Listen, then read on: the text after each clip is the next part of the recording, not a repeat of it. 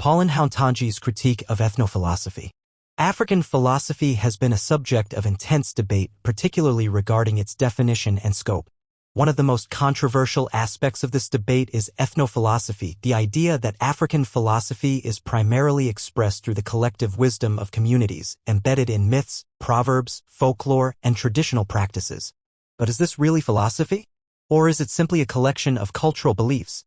One of the strongest critics of ethnophilosophy is the Beninese philosopher Paulin Hountondji, whose work has reshaped how we think about African philosophy. He argues that philosophy should be a critical, individual, and written pursuit, not just a collection of shared traditional beliefs. In this discussion, we'll explore Hountondji's critique of ethnophilosophy, the reasons behind his arguments, and the impact they have had on African philosophy. What is ethnophilosophy? Before we dive into Hountondji's critique, let's first understand what ethnophilosophy is. The term was popularized by thinkers like Placide Tempels, a Belgian missionary who wrote Bantu philosophy in 1945.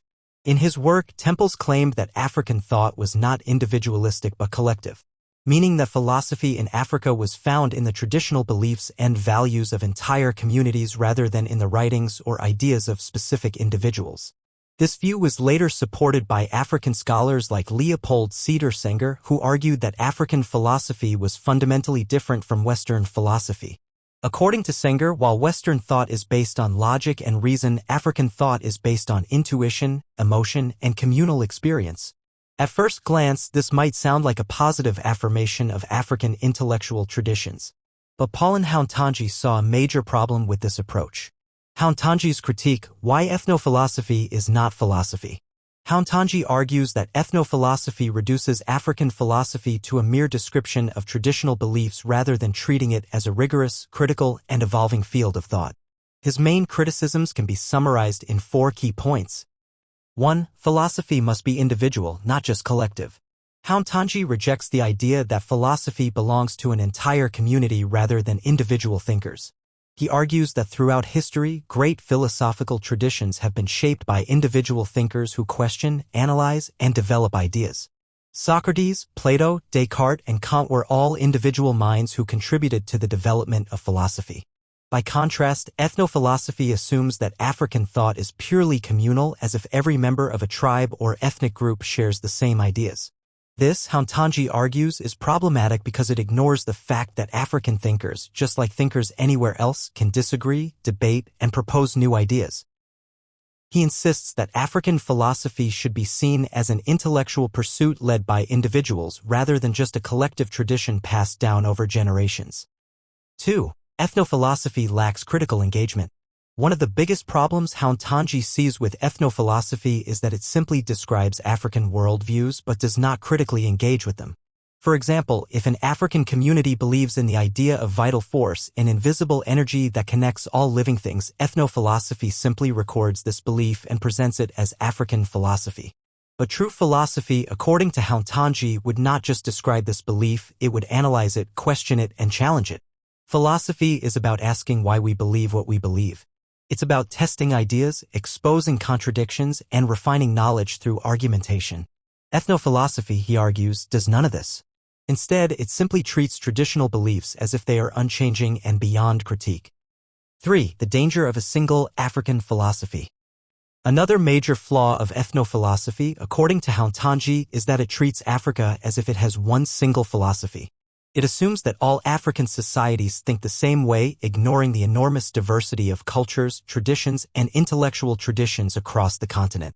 Think about it, Africa is home to over 1.4 billion people, more than 3,000 ethnic groups, and thousands of languages. It would be absurd to assume that all these diverse cultures share the exact same philosophy. Yet, ethnophilosophy often presents a homogenized view of African thought, ignoring the rich diversity of perspectives that exist.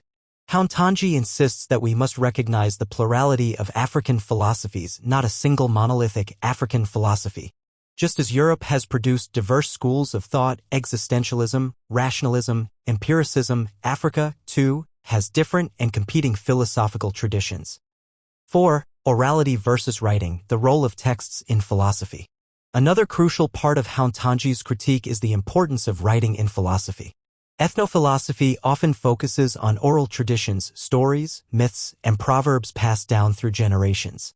While these are valuable for understanding African cultures, Hountondji argues that true philosophy must be written. Why? Because writing allows ideas to be analyzed, debated, and refined over time. In oral cultures, knowledge is fluid, it changes slightly every time it is passed down. But in written traditions, ideas can be carefully preserved, critiqued, and built upon. Hountondji urges African philosophers to move beyond oral traditions and focus on producing written works that contribute to global philosophical discourse. He believes that only through written texts can African philosophy gain the same level of recognition and influence as Western and Eastern traditions. Impact of Hountondji's critique. Hountondji's critique of ethnophilosophy had a profound impact on African philosophy.